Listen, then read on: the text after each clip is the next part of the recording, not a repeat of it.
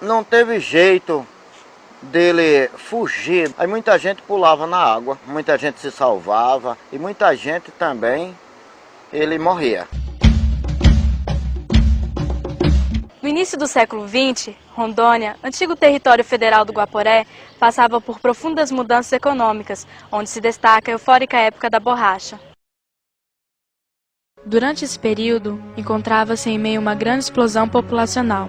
A necessidade de um meio de transporte para facilitar a exportação dá início à Estrada de Ferro Madeira-Mamoré.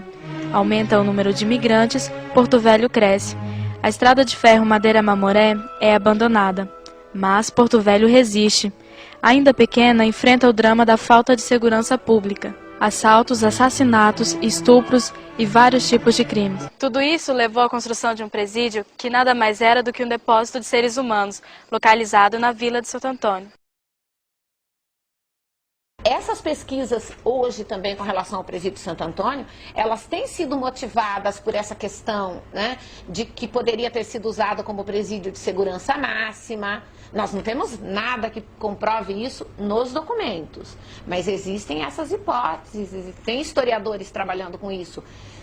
Com certeza, se esses elementos fossem trazidos, né, nós teríamos uma nova visão da história de Rondônia, pelo menos em alguns aspectos. Não é que mudaria a história de Rondônia, mas nos proporcionariam outras leituras. Olha, aqui no presídio de Santo Antônio, o que eu sei daqui é que essa turma aqui, quando estava aí preso aí, ele foi umas pessoas muito, sabe, sacrificado. Então, não teve jeito dele fugir daí do patrimônio aí, que é aqui esse presídio, né? Depois, com o tempo, ele viu que não tinha jeito mais de sair desse presídio. Aí muita gente pulava na água. Pulava, muita gente se salvava e muita gente também ele morria. Atualmente, essa é a situação real do local, onde comporta uma peça fundamental para a história de Rondônia. Não são feitos projetos ou algo relacionado à conservação desse ponto histórico. Durante o processo de desativação do presídio de Santo Antônio, a coisa não ocorreu assim de um dia para o outro, né? Ela foi ocorrendo, era uma série de consequências. Os presos que estavam no presídio de Santo Antônio foram transferidos para o presídio Enio Pinheiro, porque a desativação do presídio, ela ocorre em razão, principalmente, da superpopulação carcerária que estava tendo no presídio de Santo Antônio. Né? Um dos motivos, né, que podemos citar para a desativação do presídio de Santo Antônio foi essa superpopulação, né? A rebelião que ocorreu lá na década de 80, em decorrência dessa superpopulação, de condições que eles denunciavam como ruins no presídio. E aí ocorre um processo que desencadeia numa rebelião, que eles queimam todo o presídio, e nesse momento os presos que estão lá são transferidos. A coisa fica um pouco confusa nesse momento, a gente encontra presos que já estão no Enio Pinheiro com presos que ainda estão na ilha de Santo Antônio, né? O processo ele vai ocorrendo gradativamente.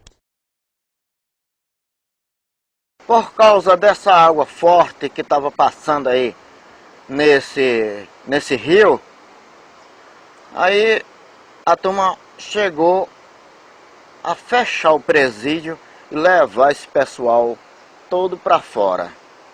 Então ele levou esse pessoal para fora. O local verdadeiro mesmo eu não posso te falar, porque tem também Enio Pinheiro e também tem o Urso Branco. E muitas cidades aí que eles foi transferido, né? Daqui para lá.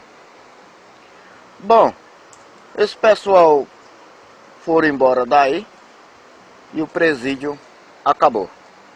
Hoje está tudo desativado, como você mesmo está vendo. E a gente não pode mais botar ninguém aí, porque já existe outro local para ele ficar preso para o resto da vida, se ele for preciso. A proposta da criação das usinas hidrelétricas no Rio Madeira não reconhece a importância do presídio na construção da história de Rondônia. Como diria o historiador inglês Eric Hobsbawm, A função do historiador é de lembrar as coisas que muita gente faz questão de esquecer. O presídio está sendo esquecido, e com ele a história do imaginário, a história do cotidiano, a história das mentalidades e a história dos excluídos de Rondônia.